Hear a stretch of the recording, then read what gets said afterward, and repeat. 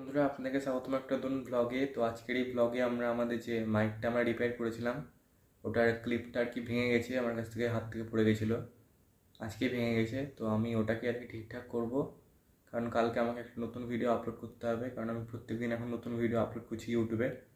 তো চলো ব্লগটা শুরু করা যাক। মাইকটা এই যে এটা যেটা তোমরা দেখতে পাচ্ছ, এটা কানেক্টেড আছে, আসলে ওটা ভাঙা। এই যে এটা ভেঙে গেছে এখান থেকে।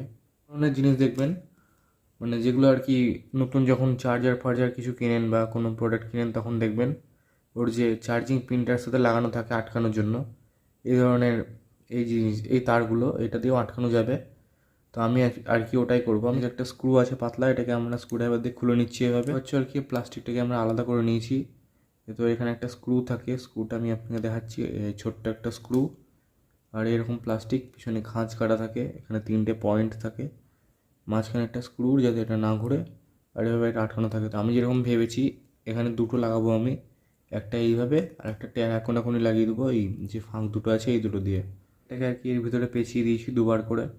এবার আমরা শুধু জাস্ট প্লাস দিয়ে এটাকে টাইট দিয়ে দেবো ভালো করে, যাতে এটা লুজ না হয়ে যায়। দেখতে পাচ্ছ আমাদের কাছে 3টে ছিল বলে আমরা 3টে দিয়ে আর কি বানালাম, মানে দিয়ে প্লাস দিয়ে আমরা ভালো করে টাইট দিচ্ছি দুটোকেই।